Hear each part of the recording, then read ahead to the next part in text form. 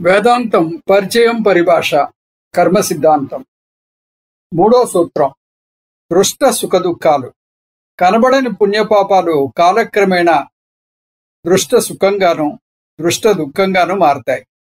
ఎన్నాళ్ళలో మారుతుంది? ఒక రోజులోనా, ఒక సంవత్సరంలోనా, ఇంకొక జన్మలోనా? ఇన్నాళ్ళు అని చెప్పలేం.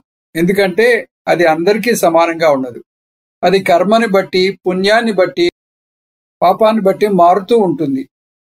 దీనికి శాస్త్రం అద్భుతమైన ఉదాహరణ ఇస్తుంది. మనం బొప్పాయి చెట్టు, మామిడి చెట్టు, కొబ్బరి చెట్టు విత్తనాల్ని ఒకే రోజు వేశాం. బొప్పాయి అతి త్వరగా పెరిగితే తక్కిన రెండు ఎక్కువ కాలం తీసుకుంటాయి. అలాగే తక్కిన జీవరాశులు కూడా. పురుగులు గంటలో పెరిగిపోతే మనిషి తల్లి గర్భం నుంచి రావడానికి 9 నెలలు పడుతుంది.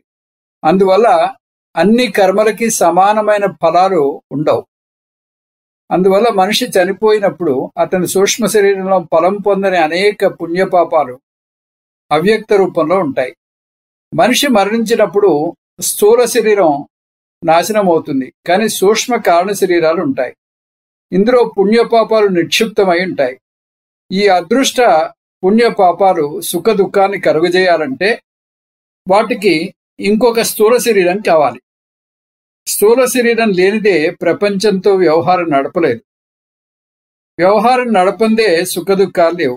అందుకని పునర్జన్మ కలుగుతుంది. కారణ సూక్ష్మ శరీరాలు మన అదృష్ట పుణ్య పాపాలను మోస్తూ దానికి తగ్గ స్థూల శరీరాన్ని పొందుతాయి.